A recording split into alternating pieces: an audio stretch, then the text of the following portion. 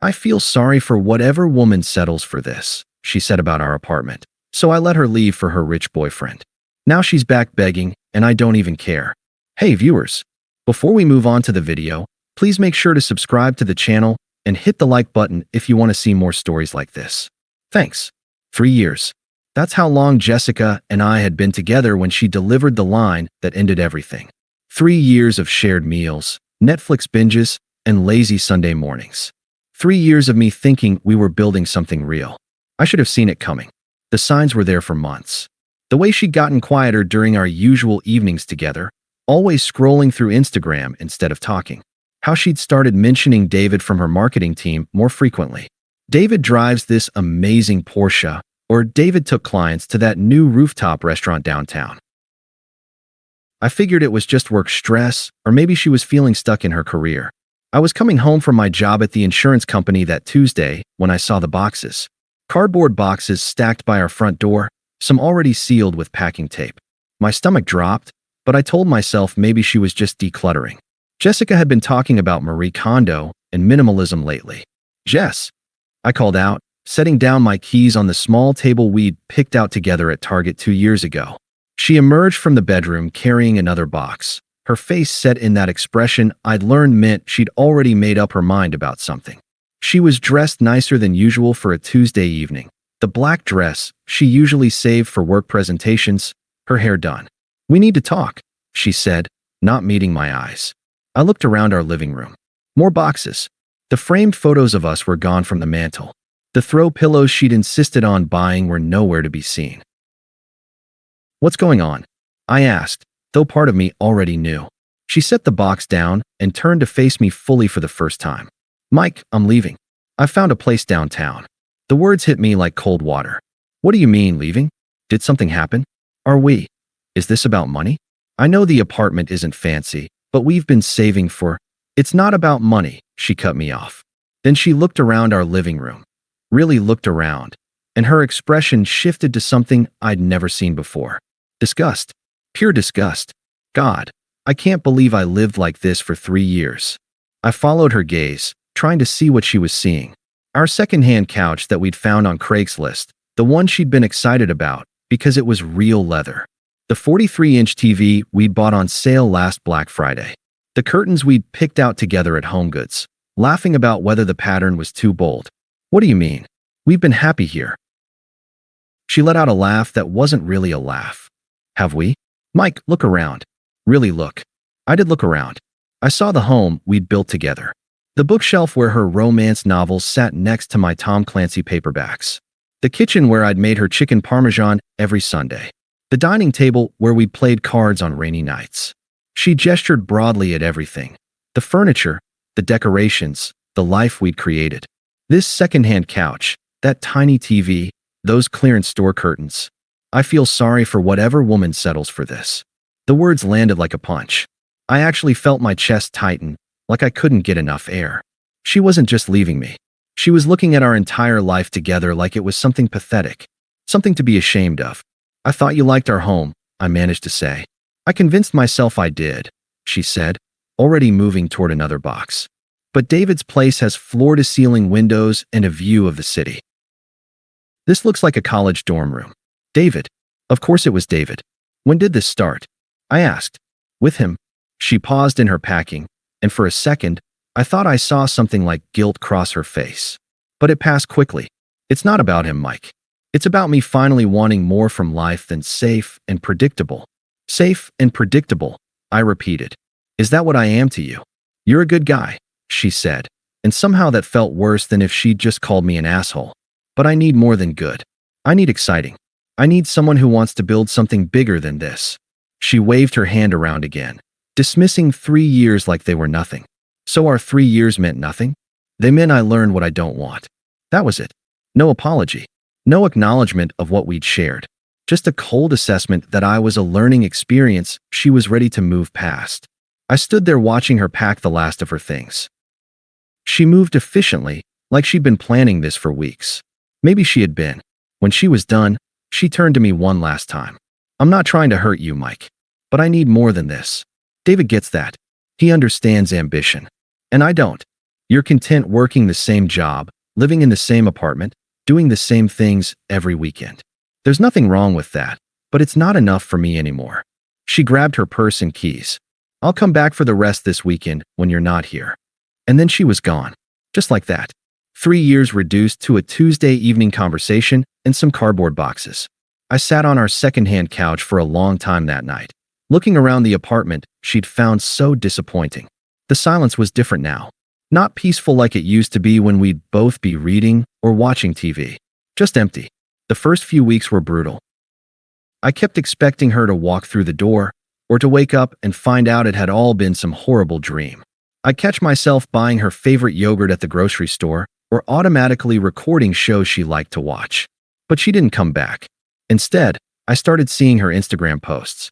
Photos of expensive dinners at restaurants I'd never heard of. Cocktails at rooftop bars. A weekend trip to Napa Valley. Her smile was different in these photos. Brighter, like she'd been holding back her real happiness the entire time she was with me. One post particularly stung. It was a photo of David's apartment. Those floor-to-ceiling windows she'd mentioned, with the city spread out below. The caption read, "Finally living like an adult, clinking glasses, #no more settling, #level up." I stopped looking at her social media after that. Sarah, Jessica's former roommate from college, called me about 2 months after the breakup. "Mike, I don't know if I should be calling you, but I'm worried about Jess." "What do you mean?" "She seems different, more stressed, and she keeps asking about you, like whether you're dating anyone or if you ever mention her." I didn't say anything. "Look, I know she hurt you, but maybe you could call her? I think she might be realizing she made a mistake." "That's not my problem anymore, Sarah. Come on, you two had something real. Everyone could see it. If it was real to her, she wouldn't have left." Sarah sighed. "She's just scared, Mike. David's world is so different from what she's used to. I think she's in over her head. I'm sure she'll figure it out." But Sarah's call had planted something in my mind. Not hope. I wasn't stupid enough for that. But curiosity. What was Jessica's new life really like behind those Instagram posts? I didn't have to wonder long.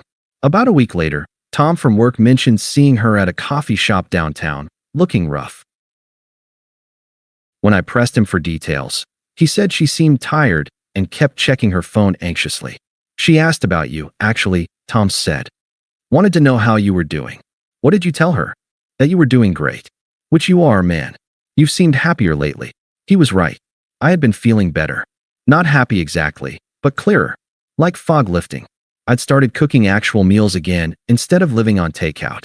I'd been going to the gym more regularly. Small changes, but they added up. The call came on a Saturday morning about 6 months after she'd left. Unknown number, but I recognized her voice immediately. "Mike, please don't hang up." I almost did. My finger hovered over the end button. "What do you need, Jessica?" I was wondering if, could we maybe get coffee? I have some things I need to say." Her voice sounded different. Smaller somehow. "I don't think that's a good idea. Please, Mike." "David, things went bad. Really bad. I don't have anyone else." Part of me wanted to ask what happened. Part of me wanted to tell her I'd warned her, that I'd seen this coming. But mostly, I just felt tired. "I'm sorry you're having a hard time," I said. "Take care of yourself." I hung up. She tried calling back twice that day. I didn't answer. Over the next few weeks, I started piecing together what had happened through mutual friends and the occasional social media glimpse. David, it turned out, wasn't quite the successful investment banker he'd portrayed himself as. His divorce the year before had been messy and expensive. The penthouse apartment was heavily mortgaged, and he was living paycheck to maintain his lifestyle. Worse, Jessica wasn't his only girlfriend. Sarah eventually told me that David had been seeing at least 2 other women the entire time he was with Jessica. When she confronted him about it, he'd calmly explained that he'd never promised exclusivity and that she was welcome to date other people too. "But I moved in with you," she'd apparently said. "And you can move out," had been his response. Which she did. Or rather, which he made her do when she pressed the issue about their relationship.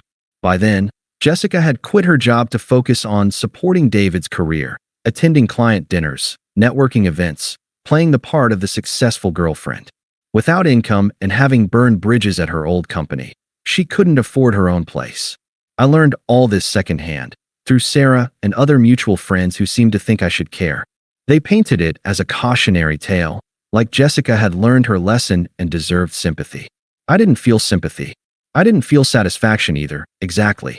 Mostly, I felt nothing. That changed the day she showed up at my door.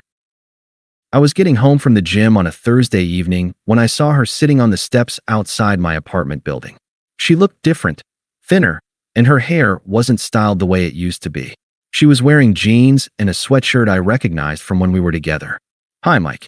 "Jessica, what are you doing here?" She stood up as I approached the door. "I was hoping we could talk. I thought we covered that on the phone. Please, just 5 minutes." Against my better judgment, I let her follow me upstairs. When I opened the apartment door, she stopped short. "Oh my God, Mike, this place looks incredible." I looked around, trying to see it through her eyes. I had made some changes over the past 8 months. New furniture, not expensive, but better quality than what we'd had. A bigger TV that I'd saved up for. Some actual artwork on the walls instead of the movie posters from college. Plants that I'd somehow managed to keep alive. It was still the same apartment, but it felt more grown-up. More intentional. "Thanks," I said. "What are you doing here, Jessica?" She was still staring around the room, like she couldn't believe what she was seeing. "I was wrong," she said finally. "About everything. This place, us. I can see that now." "Okay." She turned to look at me fully. "That's it? Just okay?" "Mike, I'm homeless." "David." He wasn't what I thought. He was using me, playing me the whole time. I set down my gym bag and grabbed a water from the fridge. "I'm sorry to hear that. How can you be so cold? I know you still care about me." I took a long drink of water before answering. The truth was, I didn't feel cold. I didn't feel anything. Looking at her standing in my living room, I realized that somewhere over the past few months, I'd stopped thinking about her entirely. She'd become just someone I used to know. "I don't actually," I said. "I haven't thought about you in months." Her face crumpled. "You don't mean that." "I do mean it. But we were together for 3 years.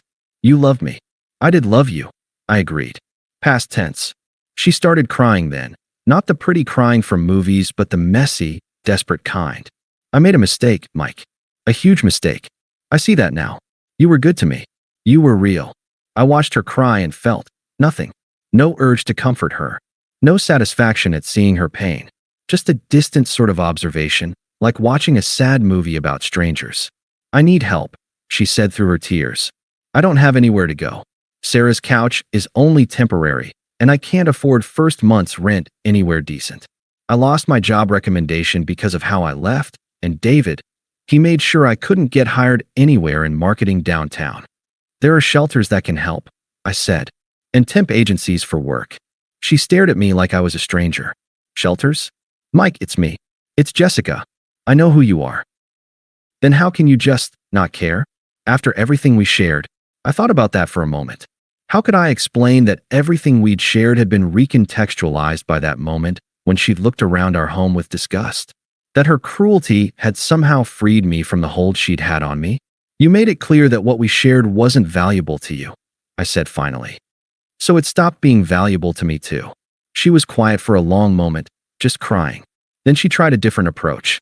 "I could help around here," she said. "Clean, cook, whatever you need. Just until I get back on my feet. I don't need help. Everyone needs help sometimes. Not from you." The words came out harder than I'd intended, but they were true. The thought of her living here again, after what she'd said about this place, about my life, about me, it was impossible. She must have seen something in my face because she stopped crying and just looked at me. "You really don't care anymore." "No, I don't. I don't believe that. You're just hurt. You're trying to hurt me back." I walked over to the door and opened it. "I'm not trying to hurt you, Jessica. I'm just done talking about this." She didn't move at first. "This isn't you, Mike. You're not cruel." "You're right. I'm not cruel. That's why I'm not going to say what I'm actually thinking right now." She searched my face for something, anger, pain, anything she could work with. But there wasn't anything there for her anymore. Finally, she walked toward the door. She paused when she reached me. "I'm sorry," she said quietly, "for what I said about this place. About you. I was scared and stupid, and I'm sorry. I know you are. Can you forgive me?" I thought about that question. Could I forgive her? I realized I already had, in a way. Forgiveness wasn't the issue. "I forgive you," I said. "But that doesn't change anything." She nodded like she understood, even though I could see in her eyes that she didn't. "Not really. Will you?" Will you think about it? About us trying again? No, I said, gently but firmly. I won't. After she left, I stood in my apartment looking around at the life I'd built without her. She was right that it looked incredible, but not for the reasons she thought. It looked incredible because it was mine. Because every choice I'd made, from the couch to the plants to the way I spent my evenings, had been mine alone. I never heard from Jessica directly again after that night. Sarah called a few more times over the next couple months, updating me on Jessica's situation like she thought I was keeping track. Jessica had found a job at a smaller marketing firm, but it paid much less than her old position. She was living in a studio apartment in a part of town she used to make fun of. She was going to therapy and working on herself. She asks about you sometimes, Sarah told me during her last call. She wanted me to tell you that she's different now, that she understands what she lost. Okay, I said. That's it. Just okay. What else would you like me to say? I don't know. Something. Anything. You two were so good together. We really weren't, though. I realized as I said it. We were comfortable together. That's different. 6 months later, I started dating Emma, a teacher I met at a coffee shop near my office. She was funny and smart, and she thought my apartment was cozy and welcoming. When she met my friends, she fit in immediately. When I met her friends, they liked me too. Emma didn't need me to be more ambitious or exciting or different. She liked me exactly as I was. And I liked her exactly as she was. It was the easiest thing in the world. One evening, about a year after that final conversation with Jessica, Emma and I were cooking dinner together when she mentioned seeing someone who looked familiar at the grocery store. I think it might have been your ex, she said casually, chopping vegetables. Sarah showed me pictures that time at drinks. She looked, I don't know, tired, I guess. She was by herself, buying frozen dinners. I said, stirring the pasta sauce. Emma looked at me. Do you ever think about her? I considered the question honestly. No, not really. Not even curious about how she's doing? Not particularly. Emma smiled. Good. I was a little worried you might still have feelings there. I don't. And I really didn't. Jessica had become someone I used to know, someone from a different version of my life. Sometimes I'd remember funny things she'd said or sweet moments we'd shared, the way you might remember a good movie you saw years ago. But there was no emotional weight to those memories anymore. The last time I thought about her was when I got a LinkedIn notification that she'd updated her profile. New job at a mid-level marketing agency. She looked professional in her headshot, but older somehow. I scrolled past without clicking on her profile. That night, Emma and I watched a movie on my couch, the one Jessica had dismissed as secondhand and pathetic. Emma was curled up against me, laughing at the funny parts, her feet tucked under the throw blanket we'd bought together. I love this couch, she murmured during a quiet scene. Yeah, it's so comfortable, and it's the perfect size for cuddling. I kissed the top of her head, thinking about how strange it was that Jessica had been so wrong about everything. This couch wasn't pathetic. This apartment wasn't embarrassing. This life wasn't something to settle for. It was exactly what I'd wanted all along. I just needed someone who wanted it too. Jessica had been right about one thing, though. She would have been settling if she'd stayed. Not because my life wasn't good enough, but because she wasn't happy enough with herself to appreciate good things when she had them. I felt sorry for whatever woman had to learn that the hard way. But mostly, I didn't think about her at all. Thanks for watching. Make sure to subscribe to the channel and hit the like button. What do you think about this story? Share it in the comments.